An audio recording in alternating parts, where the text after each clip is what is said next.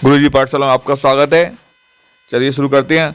लेखन कौशला वृद्धि भ्रमति। लेखन कौशल का उद्देश्य से हमें क्या मिलता है? लेखन तो हमारा पत्र लिखने की क्षमता हमारी बढ़ती है। दूसरा हमारा सवाल है पठन कौशलाय उद्देश्य समझती। पठन कौशल का उद्देश्य क्या होता है?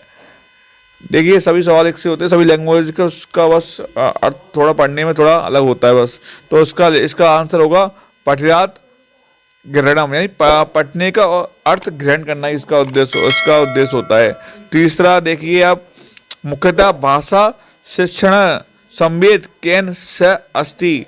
भाषा शिक्षण का उद्देश्य क्या होता है? तो ज्ञानात्मक पक्षीण, यानी ज्ञानात्मक पक्ष का उद्देश्य होता है, इसका संबंध होता है। ठीक है, भाषा शिक्षण का संबंध किससे होता है? ज्ञानात्मक पक्षीण से, ज्ञान पक्ष से।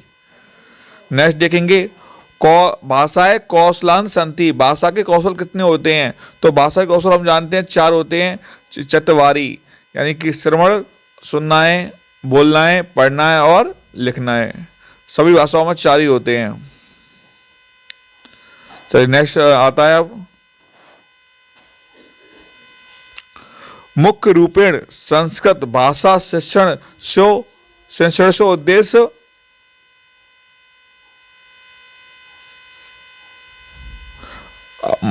यमस्ति। तो इसका आंसर क्या है भाई? संस्कृत भाषाएं दक्षता प्रदानम।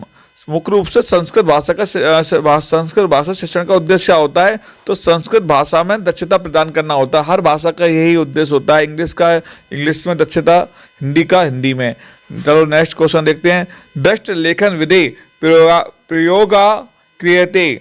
तो दृष्ट लेखन से हमें कौन सा कौशल हमारा विकसित होता है?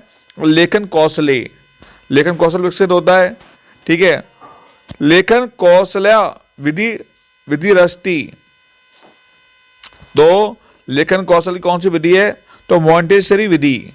इसका आंसर क्या होगा? मॉन्टेसरी विधि। अब नेक्स्ट पे आते हैं, शब्द स्वरूप ज्ञान ममसिन कौशले। तो इसका क्या होगा? लेखन कौशले। अक्षर शब्द स्वरूप ज्ञान कौशले लेखन कौशले। नेक्स्ट में आते हैं, कथा विधि अस्य कौशलय विधि रस्ति। कथा विधि अस्य कौशलय विधि रस्ति। तो इसका उत्तर क्या होगा?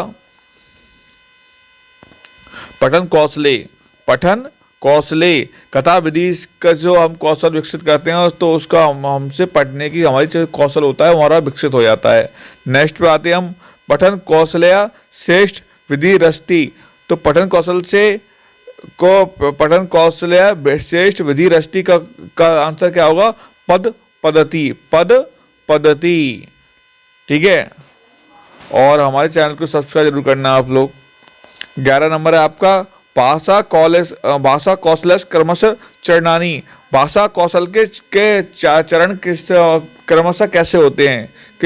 तो हम सबसे पहले श्रवण, फिर भाषणम, फिर पठनम, फिर लेखनम। यानी कि पहले हम सुनते हैं, फिर बोलना सीखते हैं, फिर पढ़ना, फिर उसके बाद हम लिखना सीखते हैं। पहले बच्चों को बोलना सिखाया जाता है, बोलने के बाद पहले बच्चे सुनते हैं, जो छोटा बच्चा होता है, फिर बोलता है, पढ़ता है, फिर लिखता है। नेक्स्ट पे आते हैं, ध्वनि विज्ञानस्य समृद्धि कौशले के।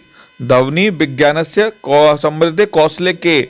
तो इसका आंसर होगा श्रवण भाषणे। ध्वनि भाषण से हमें क्या आता है? श्रवण भाषण कौशल विकसित होता है। ठीक है, नेक्स्ट में आते हैं, प्राथमिक लक्षिता अधिगम विशेषा कौशलम। तो इसका आंसर होगा श्रवण कौशलम। नेक्स्ट आते हैं, स्वजनो माँ भूत कस्मिस कौशले प्रसंगी।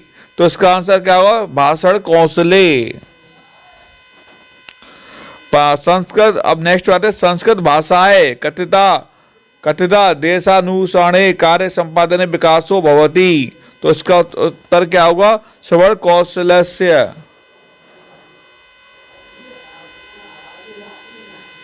नेक्स्ट पे आते हैं, बलाघात इति कदा प्रयुक्ते दृश्यते। तो इसका उत्तर क्या होगा? मौखिक रूप से अपनी अभिव्यक्ति करना। संस्कृत को थोड़ा पढ़ना मुश्किल होता है, पर संस्कृत के क्वेश्चन नहीं है, बहुत ही महत्वपूर्ण, आप देखना। भाषण कौशल हेतु आवश्यक नास्ति। भाषा के कौशल के लिए भाषण हेतु जो आवश्यक नहीं होता वह क्या नहीं होता, विद्वता। क्योंकि एक गंवार व्यक्ति भी भाषण दे सकता है जो बिल्कुल भी उसके पास डिग्री ना हो। तो देखिए क्वेश्चन नंबर 18 आपका, मैंने आपको बताया ना कि भाषण कौशल हेतु क्या चीज़ आवश्यक नहीं होती, तो वह विद्वता।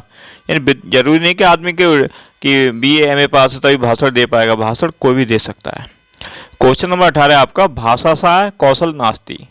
जो भाषा के कौशल के लिए जो चीज़ नहीं आवश्यक है तो वो क्या नहीं आवश्यक है, चिंतन। भाषा के कौशल के लिए चिंतन की कोई आवश्यकता नहीं। अव्यक्ति लिखिता अस्य कौशलस उद्देश्यम। तो क्या चीज नहीं आवश्यक होती, लेखनम। अव्यक्ति को पेश करने के लिए लेखन की आवश्यकता नहीं होती। क्वेश्चन नंबर 20 है, श्रेष्ठ पाठकस्य गुणेषु एतनानास्ति।